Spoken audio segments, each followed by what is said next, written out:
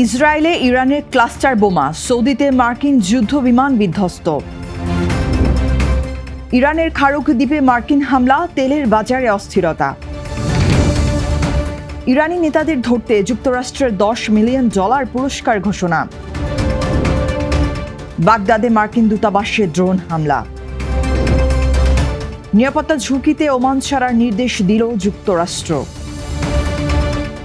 আমন্ত্রণ জানাচ্ছি বাংলাদেশ প্রতিদিনের বিশ্ব সংবাদে। এতক্ষণ শুনছিলেন সংবাদ শিরোনাম, এবারে বিস্তারিত। একমাত্র স্মার্ট সিটি বসুন্ধরা, আধুনিকতায় এক ধাপ এগিয়ে।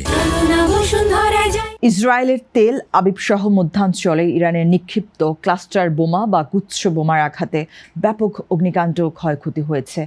আয়রন ডোম ফাঁকি দিয়ে এসব বোমার বোমব্লেটগুলো অন্তত 7টি স্থানে আঘাত হানে, যার ফলে সোহাম শহরের একটি ভবন থেকে 30 জন বাসিন্দাকে সরিয়ে নিতে হয়েছে।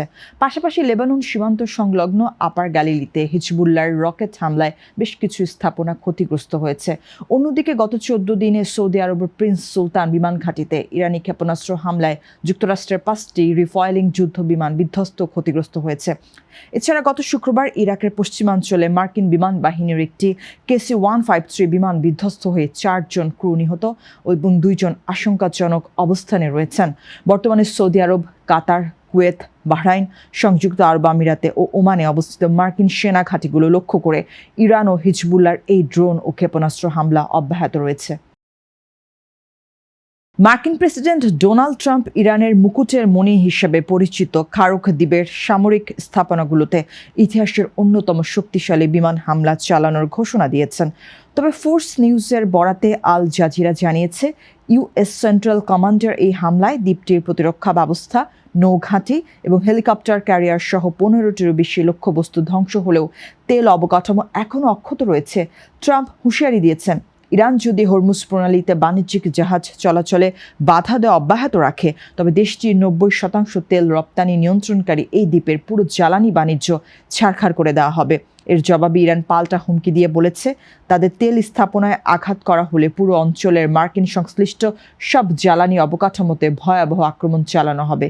গত 2 সপ্তাহে হরমুজ প্রণালীতে 1 ডজনেরও বেশি বাণিজ্যিক জাহাজ আক্রান্ত হওয়ায় বিশ্ববাজারে তেলের দাম ইতিমধ্যে আকাশচুম্বী হয়েছে। সামরিক বিশ্লেষকদের মতে, দ্বীপটিকে জিম্মি করে দুই পক্ষের এই অনড় অবস্থান বৈশ্বিক তেলের বাজারকে নিয়ন্ত্রণের বাইরে নিয়ে যেতে পারে, যা আন্তর্জাতিক অর্থনীতির জন্য এক বিপর্যয়কর পরিস্থিতি তৈরি করবে।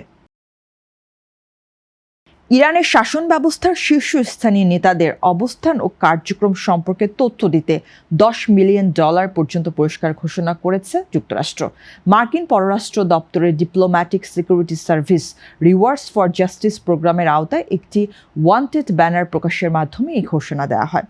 তালিকায় ইরানের বর্তমান সর্বোচ্চ নেতা মুজতবা খামেনি ছাড়াও শীর্ষ নিরাপত্তা কর্মকর্তা আলী লারিজানি এবং নিহত সর্বোচ্চ নেতার উপপ্রধান স্টাফ আলী আসগার হেজাজির নাম রয়েছে। এছাড়া ইরানের স্বরাষ্ট্রমন্ত্রী, গোয়েন্দা মন্ত্রী এবং সর্বোচ্চ নেতার সামরিক উপদেষ্টা সহ বেশ কয়েকজন উচ্চপদস্থ কর্মকর্তার নাম উল্লেখ করা হয়েছে। মার্কিন প্রশাসনের দাবি, এই ব্যক্তিরা ইসলামিক রেভলিউশনারি গার্ড কর্পস এর মাধ্যমে বিশ্বব্যাপী বিভিন্ন সামরিক ও গোয়েন্দা অভিযান পরিচালনা এবং পরিকল্পনার সাথে সরাসরি জড়িত। পুরস্কারের জন্য উপযুক্ত তথ্য দিতে আগ্রহী ব্যক্তিদের এনক্রিপ্টেড মেসেজিং প্ল্যাটফর্ম বা টর নেটওয়ার্কের মাধ্যমে যোগাযোগ করতে বলা হয়েছে। মার্কিন এই পদক্ষেপকে ইরানের নেতৃত্বের উপর চাপ সৃষ্টির একটি বড় কৌশল হিসেবে দেখছেন আন্তর্জাতিক বিশ্লেষকরা। ইরাকের রাজধানী বাগদাদে অবস্থিত মার্কিন দূতাবাসে আজ শনিবার ভোরে একটি ড্রোন হামলা চালানো হয়েছে বলে এএফপি নিশ্চিত করেছে। এই হামলার কিছুক্ষণ আগেই বাগদাদে 2টি পৃথক বিমান হামলায় ইরান সমর্থিত শক্তিশালী গোষ্ঠী কাতায়েব হিজবুল্লাহর একজন শীর্ষ নেতা সহ মোট 2 জন সদস্য নিহত হন। নিরাপত্তা সূত্র জানায়, প্রথম হামলায় গোষ্ঠীটির ব্যবহৃত একটি বাড়ি লক্ষ্য করে ক্ষেপণাস্ত্র ছোড়া হয় এবং এর ঠিক 2 ঘন্টা পর পূর্ব বাগদাদে একটি গাড়ি লক্ষ্য করে দ্বিতীয় বিমান হামলা চালানো হয়। এসব বিস্ফোরণের পর পুরো এলাকায় আতঙ্ক ছড়িয়ে পড়ে এবং ঘন ধোঁয়ার কুণ্ডলী দেখা যায়। যদিও এখন পর্যন্ত কোনো পক্ষ এই হামলায় দায় স্বীকার করেনি, তবে যুদ্ধের শুরু থেকে ইরানপন্থী যোদ্ধাদের উপর এই ধরনের হামলার জন্য যুক্তরাষ্ট্র ও ইসরায়েলকে দায়ী করা হচ্ছে।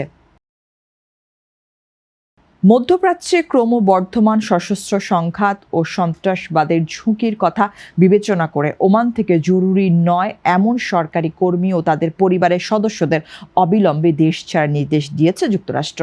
শুক্রবার গভীর রাতে মার্কিন পররাষ্ট্র দপ্তর এই জরুরি নির্দেশনা জারি করে।